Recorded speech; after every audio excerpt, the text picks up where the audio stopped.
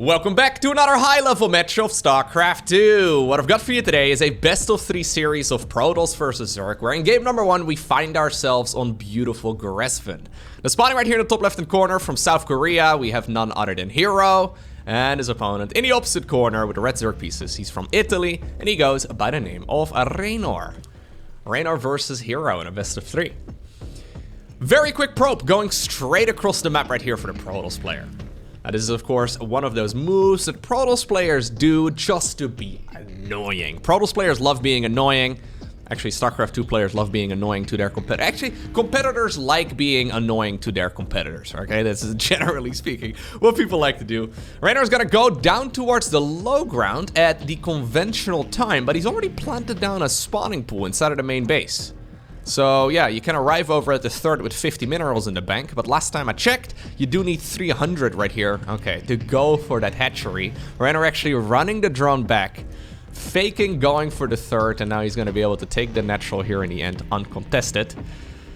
The reason why hero decided to go into the main base, even though he already had blocked the natural there for a little while, is that he doesn't know the timing of the spawning pool, right? So it could have been a hatchery first over at the third, but it could have also been like a 12 pool with a, I don't know, a proxy hatchery on the other side of the map. So if you stay on the low ground for too long with that probe, you may just be caught with your pants down. So in the end, yeah, I guess hero wanted to be annoying, but Reynor ends up being quite frustrating to play against here as well, as he's now gonna see in just a moment that the opponent did indeed take that natural expansion on the low ground.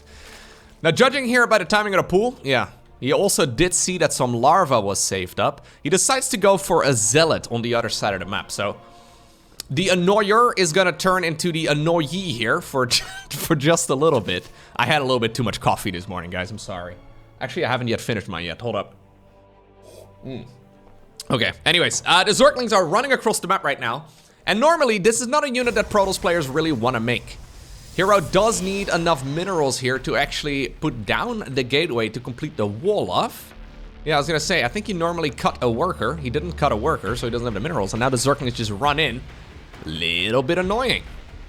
Yeah, so these guys already playing some mind games on one another. Just trying to be as frustrating to play against as possible, but in the end, in a way, this is mostly just a skill check, right? This shouldn't be an opener that really leads towards one significant advantage for one of the two players, but it can certainly be a frustrating one to play against, and obviously whenever you're busy putting out fires, that is usually the moment where mistakes are being made in a real-time strategy game. The Stargate opener here probably wasn't much of a surprise for Reynor, but he did get full confirmation as he had a Zergling in the main base when it got planted down. And he still has 4 lings around as well.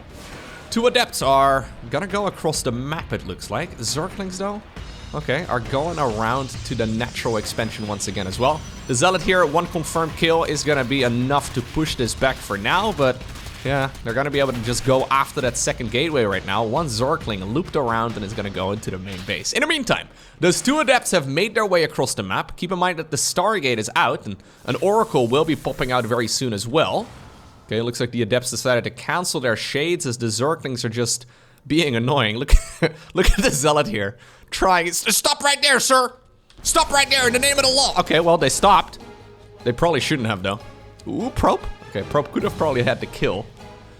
Alright, in the end, I think these links actually should have been home. In the meantime, the adepts have decided to commit! 2 adepts for 3 drones is not worth it. No, I actually don't really like that all too much. Although it would have been it would have been much better if Reynor did not end up losing additional links right there on the other side of the map. When you think about it, the Zergling dance there was cute. It got a little bit of work done, but was it really worthwhile? Probably not. Oracle in the meantime, being annoying inside of the main base of the Zerg player. I was looking at the minimap for a little blue dot and I didn't see it, but we did find it over here inside of the main base of Zerg. And maybe more importantly, Reynor also found it, and he managed to push it back after only a couple of drone kills and a little bit of panic. Zerg players have gotten very greedy lately with their spore crawlers. Oh, the queens are actually stuck. The queens can't go through. Oh, that's so silly. All right, in the end, not really something that hero capitalized on, but he sort of blocked his own pathing right there with that spore crawler positioning, which not quite ideal. Anyways, in the meantime, We have ourselves the third Nexus planted down nice and early, all things considered. And the Overlord right now is going to get sniped as well. I believe that this is a good start here, though, for our Protoss player in the end. Sure, he did lose those 2 Adepts, but the Oracle, yeah, it's been very valuable, right? He's got 8 worker kills here in total at the cost of 2 Adepts. Plus, the main reason why you don't want to lose those Adepts earlier on normally in a game of Zerg versus Protoss is to make sure you can secure the third. So that's usually the main reason why you need these Adepts on the other side of the map. But hero managed to secure the third Nexus here, regardless. Alrighty. Robo facility right now coming up. And hero is gonna start up the transition towards a mid-game. Not without actually still being a nuisance though, yeah. Just pointing all of those pulsar beams right there at whatever drone is gonna be in range. There's the transition that hero popularized more than a year ago right now. He's the one who's been playing this strategy for longer than anybody else because, well, he's the one that really started it. It's this triple Oracle into the Blink Stalkers together with the +1 ground weapons, but this Robo Bay definitely is quicker than we used to see it about a year, maybe a year and a half ago or so. So hero is ready to make a transition towards some higher tier units as well. About a year ago, most of the time when he was playing this strategy, he would go all out when it comes to the Blink Stalker play. But one of the moves that Zerg players have been making since then is to go for a +1 melee upgrade before the lair.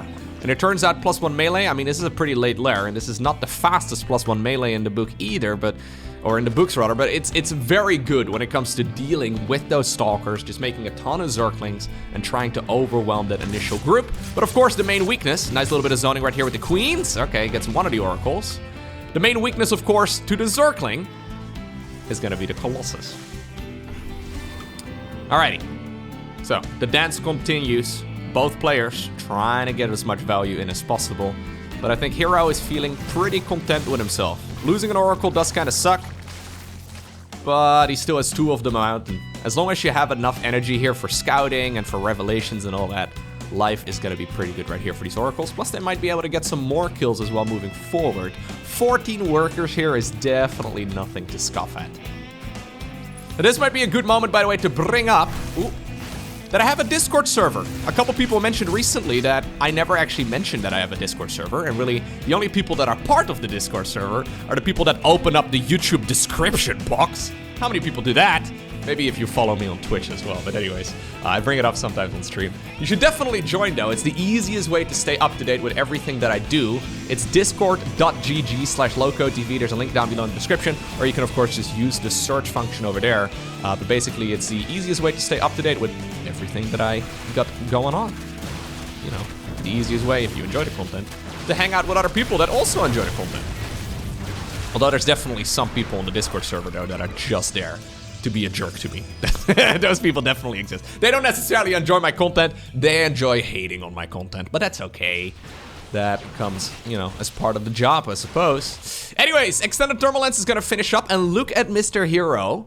He's in a little bit of trouble here at the front against Zerglings and Roaches, and they're being frustrating. He's not showing the Colossi until, well, he absolutely needs to. He's got a banger of an attack coming up, actually. Extended Thermal Lens is done. Third Command Center is going to spawn right now, and this will be the first time that Reynor's going to see the lasers. Yeah, he's going to have to retreat right away. Those lasers do not mess around. I don't believe so anyway. Yeah, he did see the Robo Bay, but he hasn't actually seen the Colossus transition yet. It could always be Disruptors as well. This is going to be a scary attack right here from Hero. I mean, he doesn't have a Prism here, though. So I guess that's the saving grace right here for the Zerg. Protoss can't very quickly reinforce this, although he can just walk the units towards the other side of the map. Not something I would recommend to ladder heroes out there. I always recommend attacking with both a Prism as well as an Observer, but this is working out quite nicely. Look at that one Colossus over there. Starting to roast some of the drones as well over at the 4th. And Reynor, I mean, he is going to have to pull the trigger at some point. Nice Stasis Ward as well. Another Stasis Ward really slowing down a lot of those Banelings. In the end, yeah, the Stalkers decide to aggressively blink forward. Hero playing a beautiful game of StarCraft 2 here, man. Hatchery goes down. He's gonna have to get rid of those units that will pop out of stasis here very soon. There we go. Excellent blink timing there. Once again, Colossus decides to walk back. Bailings just oh, okay, that was weird. One of them was sitting there. Anyways, in the end, yeah, I think there's just way too much damage coming out of this Protoss army. It's hero who obtains the victory in game number 1. Those oracles did way too much damage. I would not be surprised at all if hero decides to go for another oracle opener in this particular match as well. That's the reason why we see them so very often, right? You can not only take a really nice and early third nexus with them, but you can do a lot of work on the other side of the map, and they still put in a lot of utility as well in that final battle with those stasis wards. Low-key, I would definitely call them the best Protoss unit. Yeah, do you think it's fair to say that the Oracle is the best Protoss unit? When I first saw it getting introduced back in the early days of StarCraft 2, I never thought it would be that great, but it really has found so much value over the years. It's just so good at multiple areas of the game, right? It's good in the early game, it's good in the mid game, it's still even good in the late game as well when the Tempests come flying out. Very, very handy tool to have, for sure. Anyways, Reynor this time around did go for the hatchery on the low ground first, into a gas geyser and into a spawning pool. I decided to fast forward through the first 2 minutes of the game because, ooh, nothing really happened. Now that is a unit we don't really see very often anymore. You can obviously use it to snipe overlords and stuff, and it's another one of those tools that's really good when you're trying to not lose. You can obviously take a nice and early third nexus, but in a way, yeah, the Void Ray, it's a bit of a trap. Like, it's very easy to get stuck making multiple Void Rays. Okay, now he decides to go Void Ray into Oracle. That I do like a whole lot better, but I'm still not the biggest fan. I guess it's kind of like that Viking opener that we see from Terrans against Protoss all the time. Or, sorry, Terrans versus Zerg. Nah, I say all the time. We really don't see it that much anymore these days. But just to have something to get rid of these Overlord scouts. The thing is, this on its own is also a scout. Like, this Overlord was gonna fly into the base of Protoss anyways. It would go down to a Protoss unit eventually to try and find out what the scouting, or sorry, what the Protoss player is gonna go for, right? So it was a unit that was meant for scouting, and then if you kill it with a Void Ray, Zerg's like, ah, I know exactly what I'm playing against because you've made a Void Ray. Anyhow, it means that the Spore Crawler's coming up right now. Reynor not delaying those, although he's only got one in the natural, none over in the main, none over at the third, but he does have plenty of queens available, and we'll probably see some additional spores coming up as well. I think Reynor's probably pretty happy, though, to see the opponent going for a Void Ray, because it means that he's not playing against super quick oracles, although one of them is going to be flying on over here right now, and I do like this movement here, though, from hero. Excellent stuff. Okay, gets one drone as a reward, second drone. That Void Ray was feigning weakness, right? He's like, oh no, I'm a helpless Void Ray. The queens are dealing damage to me. Come over here, queens, come a little closer. And then, you know, the Oracle can swoop in and get a couple drone kills. In the end, though, the crisis management right there from Reynor was really good. And he only lost 2 drones, but what in the world is going on here? I've seen him play this a couple times lately, actually. It's really sick. So this is effectively a 2-base carrier opener. Nah, there's a third base. It's a 2.5 base carrier opener because there's only a little bit of money there, but this is a super quick fleet beacon. So this is a normal Terrans or a normal Protoss start, but with a super quick fleet beacon here in the end. And the thing about that Void Ray is that it effectively denies follow-up scouting as well, right? So if you want to go for an Overseer scout, for example, it's an option. But the Overseer is likely on a one-way trip, and that's not really something Zerg players like all too much. So yeah, that's exactly what this Oracle is trying to prevent right now. Zerglings at the front as well. Okay, now this is an important scout here for Reynor. He sees that the cybernetics core is spinning. And the only reason why the cybernetics core is spinning at this point is because of the fact that this is a Stargate transition. So he must be aware of the fact that this is something hero has been playing quite a bit as of late. Curious to see if he instantly fires up a Spire. Yep, he does. Okay, so he reads it like a book. That was such a beautiful scout, actually. So rather than committing to an Overseer and it awkwardly dying to, you know, that Void Ray and stuff, he just checked the Cybernetics Core right there. And he must have noticed the timing of the Cybernetics Core, and he, well, definitely realized. I mean, there's 3 upgrades in the Cybernetics Core, right? So there's the air weapons, the air armor, and the Warp Gate research. So when the Warp Gate research is done, it can only be air upgrades. There might one day be a meta where the air upgrades get faked. Calling it right now. There might be a meta at some point in StarCraft 2 where the air upgrades get faked, and to force out that very quick Spire. Maybe that's gonna be something that hero will do next, because that would be so sick, right? Like, if everybody knows, okay, hero likes going for this carrier style, there might be a meta at some point where he's gonna start up the upgrade when he sees Zerglings running across the map, and then he just has like a banger of a Stalker attack on the back of it, and he can catch the Zerg as the Spire is finishing. Like, what do you do at that point as Zerg? Do you go mute us? Probably not. When your opponent just finished up the Blink Stalker, it's kind of cool. I think it would be really quite nice to see. Anyways, we'll see where this strategy is gonna lead in a couple months from now. For the time being, though, it's just gonna be straight up Skytles right here. Hero has decided, you know what? This is where I am, gonna take this game. And look at Reynor, by the way, constantly rechecking the front here. He knows that hero is an active enjoyer of the all-army hotkey. So, yeah, he's constantly checking the front here to see if that adept has left her post yet. And there's a good chance that she will here in just a moment. This is something that I've been criticizing hero for a little while, where he just gets a little too carried away using the all-army button. Anyways, Corruptors are, well, out on the map right now, and Baneling speed together with Roach speed is going to finish up as well in a moment. The main thing right here for Reynor is that he needs to try to not just lose to an overwhelming amount of... I think I just killed the Oracle, yeah. Maybe the Prism? I'm not exactly sure. Anyways, the main thing is that he doesn't want to lose against an overwhelming amount of carriers. But it's also important right here that Reynor doesn't get carried away trying to counter only carriers, because as you can see, hero is actually transitioning from carriers, so from a tier 3 unit, to what I would consider to be a tier 2 unit. He's now going into Immortals together with Archons. Those are obviously really nice in conjunction with the carriers. Yeah, he does start more carriers up right now, but sometimes you have an army like this, and I've lost many games as Zerg, where it's happened to me, where Protoss like rushes out carriers, and then they make like 4 of them. And I'm like, okay, countering carriers, let's go. And all my resources are spent on things that are good against carriers, and then they have like 4 of them, and there's a massive ground army on the back of it. Not something, though, that Reynor has fallen for right now. He decides to go for an aggressive push. Really liking those Archons here, though. Those Archons are getting so much value. Yeah, they're dealing splash damage right there to those Corruptors, so the Corruptors have to back off. That means that the carriers right now can fly a little bit further forward, but this is still one hell of a timing attack, though, here from Reynor. Coming in with a seemingly random amount of units, but just an overwhelming... Like, he's got the exact unit that he needs. That Void Ray from the earlier stages of the game. Still putting in the work. Already 5 confirmed kills. More Corruptors are going to join the fray as well.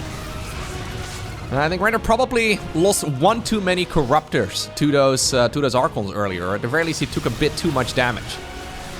But in the end, he is going to be able to kill that Nexus, and that is big.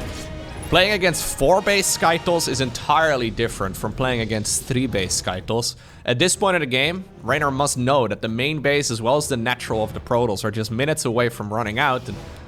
And she's left. She's left, man. There's gonna be Zerglings running across the map in a moment. This would be the moment to strike, Reynor. Anyways, yeah, this is entirely different right now. So hero at this point up with his back against the wall. Reynor obviously did go for a big attack, though. That did cost him quite a bit in economy, right? So it's not like he's got, like, 7 bases worth of drones at this point. He's effectively only on 4 bases himself. Just 1 base ahead here of the Protoss. So I think he wants to rinse and repeat and try to get some more value in. At this point, yeah, there's no storm or anything like that done. So it's not going to be possible here for the Protoss player to just storm away all of these clumped up Zerg units. The Queens right now, though, putting in so much work. And with the creep this far forward, even a Spore Crawler can join in the fray. Spore Crawler is actually quite tanky, so if the Interceptors decide to deploy against it, that is not a bad situation for the Zerg whatsoever. The Queens are dancing back and forth. Lovely little attack here from Reynor. I really like that. Yeah, he's gonna deny this base another time, it looks like. Although the Queens aren't really dealing a lot of damage. Misrallied Immortal, no. It's not what we want to see, although it stays alive. Turns out it is quite immortal indeed. Corruptors have found an angle, though, right here on the right to try and work on a bunch of those flying Protoss units. The thing is, Prismatic Alignment allows those Void Rays to deal additional damage to the Corruptors, and the Corruptors are starting to fall. The ground battle, in the meantime, though, was won right here by Reynor, but he needs something to clean up all of these flying units as well, the leftover flying units. And at this point, it seems like it's only going to be Queens. Reinforcing units, though, are showing up. The Nexus falls a second time. Corrosive Biles! Okay, not usually the weapon that is used to snipe carriers, but it works out when Protoss is not microing as good as they could be. He doesn't need to be that close with those carriers, of course. Restarts the Nexus once again underneath the Zerg's nose, but he needs to get rid of this creep, man. He needs to get rid of all of this stuff. Okay. Another shield battery would not hurt. That's another Immortal going down too. Both players at an even amount of workers. Both players have lost a tremendous amount of units. But as long as this goes on, yeah, this is what I was talking about. hero is starting to run out. He's begun long distance mining the base over here in the center. He's trying his best to stabilize. Okay, he's gonna do so by having like multiple rows, I guess, of static defense here. He's trying his best to stabilize, but I think Reynor is not gonna let go. No, he's not gonna let go of this this aggression. He wants to continue the fighting. He's got the creep over here. If you have the creep, you may as well. An observer would probably not be a luxury here, but that's another cancel on that base. Very cool attack right here by Reynor. Very cool. Okay. Zealots, though, with charge. Not to be underestimated, especially if it's only gonna be Ravagers. Reynor decides to back off once again. In the meantime, and I like this move a lot better, hero has decided to go for the base in a more tucked away position. Rather than going for the forward fourth, he decides to go for the one right over here on the right side of the map at like the 4 o'clock position. This is something, of course, that Reynor has figured out, but good luck trying to get your queens over here.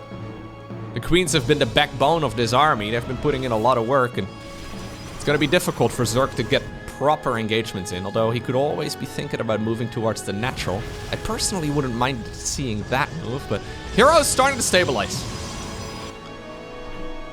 He did lose 5 carriers, yes, but he killed 27 Corruptors as well, and that is quite a lot. Reynor also is not transitioned here towards like a hive tech army. This is still him at lair.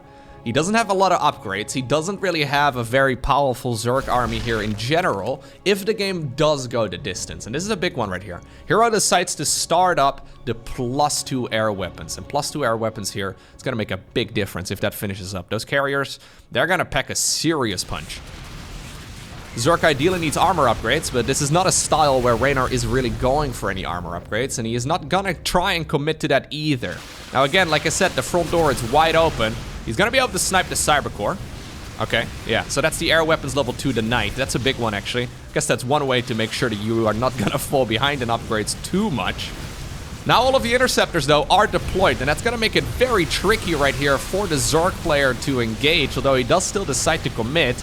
Lovely positioning right there, once again, on those Archons, trying to get underneath those Corruptors. They deal so much splash damage in a short amount of time. Hero really needs to retarget there. He does eventually, but that is as the 3rd Archon there ends up going down. More corrosive biles connecting with everything, but Zealots now are charging at the leftover Zerg ground units. Okay. Both players have taken a tremendous amount of losses, but Hero has got a 4th base, and this was never really the plan for Reynor. He wanted to play against 3 base Protoss this entire time, and right now Hero has secured more economy, and that's a big deal. Otherwise, would you look at that, the main base and the natural, I think this would have been the end of things right here for Reynor. Okay, he's gonna rinse and repeat. But this is a unit composition in my mind that falls out of it. Yeah, it falls off, right? It runs out of steam here. This is Hero trying to secure a 5th Nexus right now. That base here in the center, it's already mined out its gas. There's still minerals remaining, but yeah. The entire goal right here for Protoss, I believe, is to just try and max out. Just try and max out, just try and get as many units out as possible. Because ultimately, your upgrades will probably carry you. I love this as well. I think Sonic Storm would be amazing, but this is a bit of a commitment.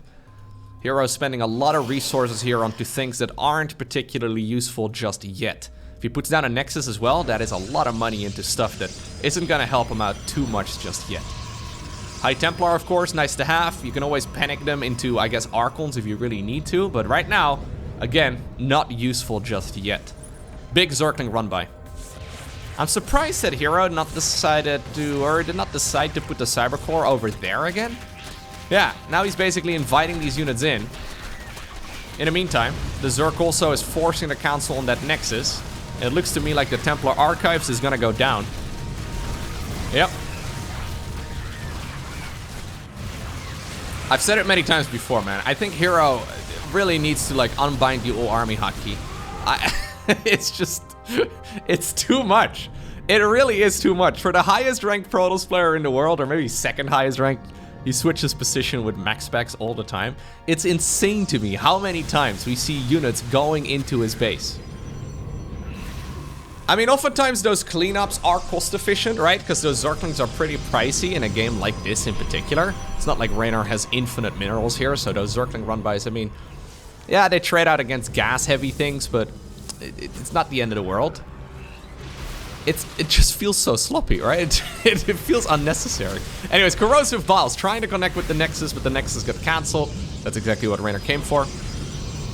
Now he's basically trying to do the same thing, except against one additional base. And you can see right here that the third right now for hero is starting to run out.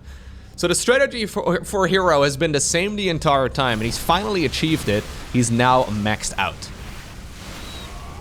And I do believe that this maxed out Protoss army is quite a bit better than this maxed out Zerg. Fungal Growths though, there you go, would be very, very handy. We do see the prismatic alignment lining up. Reynor remaxing right here with a lot of roaches. That's nice and all, assuming that he can actually... Oh my god, that's so good. Oh no. The last thing you want to do is clump up your units more when you've got a fungal growth on you, man.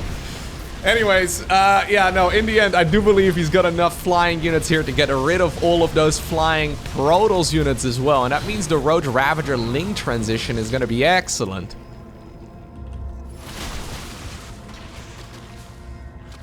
I feel like hero is shooting himself in the foot sometimes. Not ideal. This Nexus is gonna fall another time, it looks like. Not canceling it either. Okay, GG just simply gets called straight up. I think the reason hero didn't cancel it is because he realized that this is his lifeline. This really is his only chance. And in the end, it's Reynor who wins game number 2. Altitude is gonna be our final game for today. It's 1-1 right now on the scoreboard. The winner of this particular match will indeed be the winner of the series. Now, Altitude is a very large map, but interestingly enough, hero is opening up with a Stalker first. Reynor, though, not overextending right here with his Overlord. I think he should be able to get it up to the pillar. Yeah, no, he should be fine.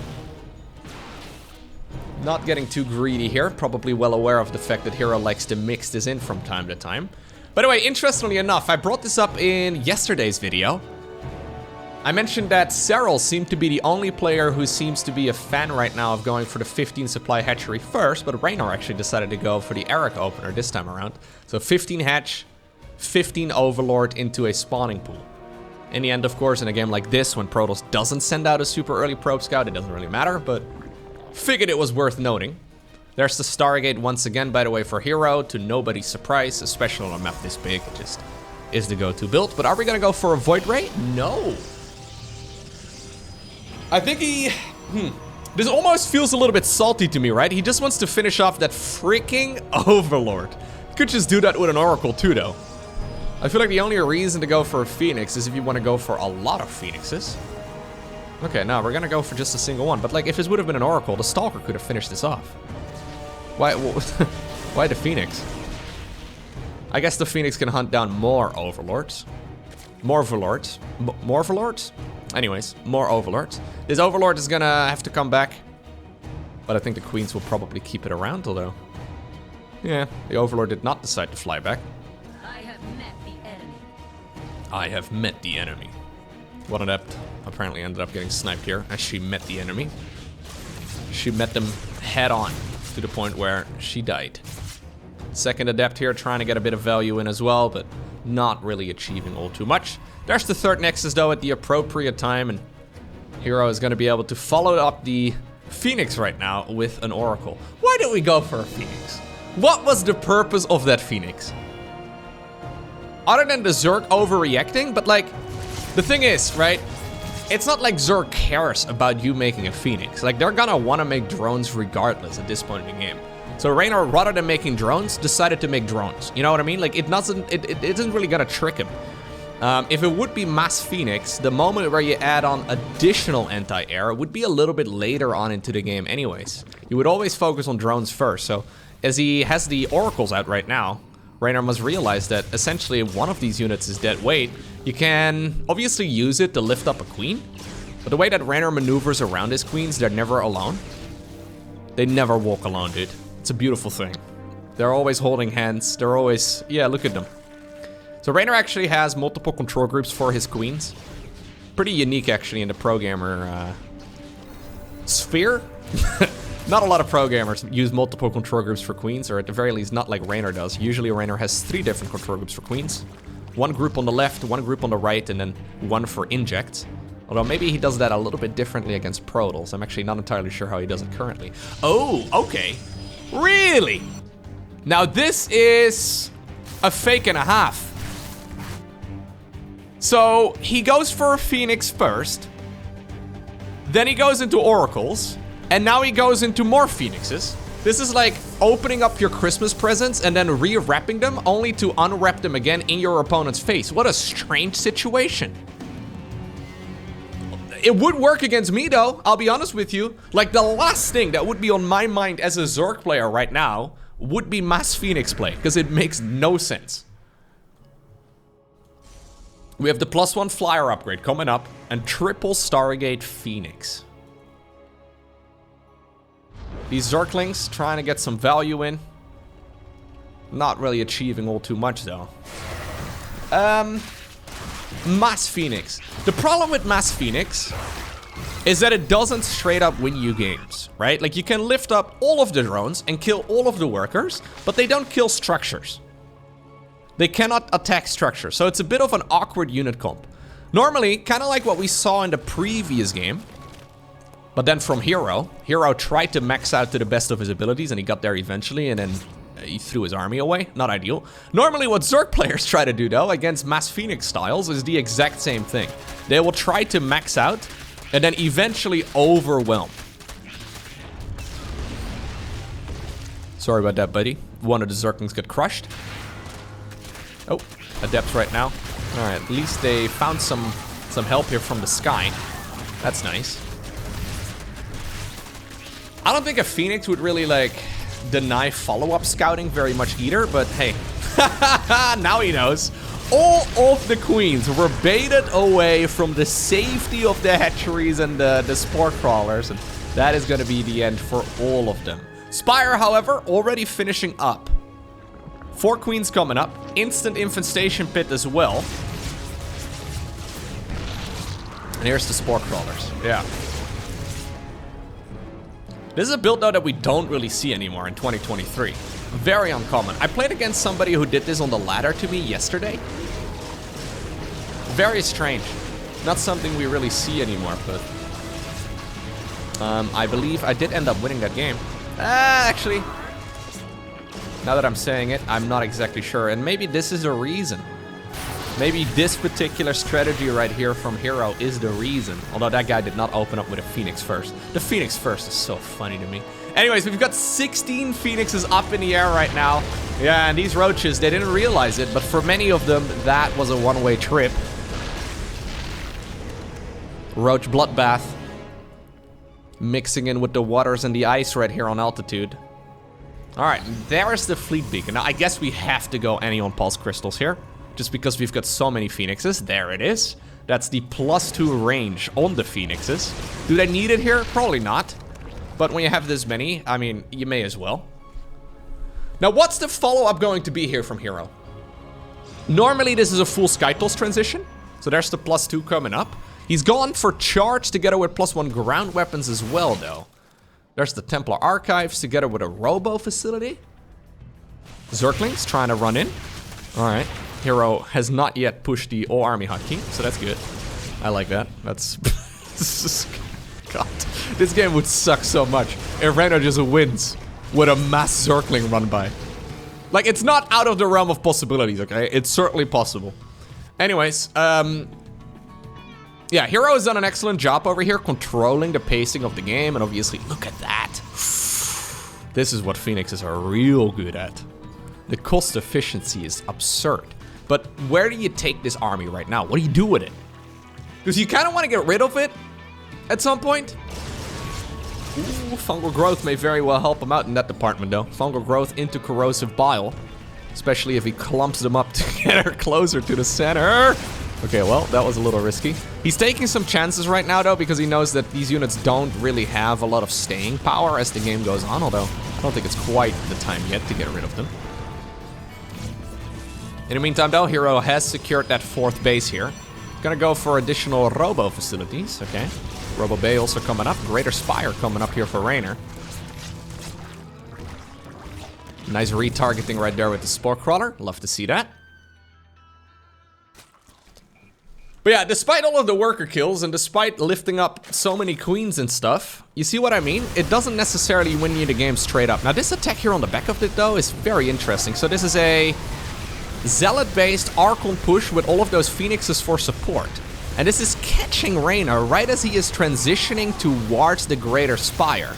Now does Reynor have enough here on the ground to push all of this back? Looks like for now he does. That was a little bit of a scary moment though.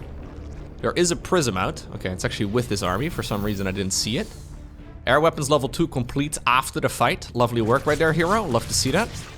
Sorry, I'm being very critical here, but, you know, for the highest ranked Protoss, I think I can be pretty critical. Disruptor's coming up right now.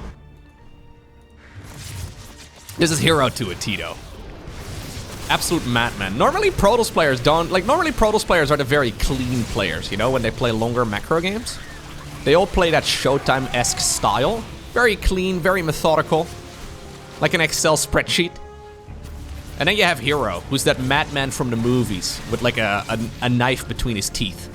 You know what I mean? He's like, I can do anything. He's got the crazy eyes. I will attack you before my upgrades are done. I will hit the army hotkey and leave the units in my... Ha! In the natural way. Yeah, sure, don't worry about it, man. Anyways, Disruptors at this point are out though, and those are amazing against this particular Zerg army. Very Roach Ravager focused. Roach Ravager Queen, all pretty slow compared to the other options that Zerg has at their disposal. He does have that Greater Spire done. Going for the armor upgrades right now too, apparently. No Brute Lords yet, but I think the Corruptors will probably morph into some Brutes. There we go. That's exactly what's happening right now. But here comes Hero once again. This is right before the Brute Lords are done, still. And this time around, this is one hell of an army. There's no Banelings or anything like that in the mix here, so those Zealots actually are dealing a lot of damage. Yeah, they're not gonna get bursted here by a bunch of Zerg, although they might get bursted by a Purification Nova. I think a couple of them there were caught, but this is still a very large Protoss army that is absolutely overwhelming the Zerg. The Brute Lords may be the saving grace here eventually, but I don't think that's gonna happen, no. Hero with an absolutely crazy attack here. He may just be able to win the game. I mean, he does have a bunch of this is the moment where you do use the Anyway, sorry, I'm being very mean about the army hotkey usage, but he does have a prism that provides reinforcements, and with those reinforcements showing up, it's Hero who obtains the victory.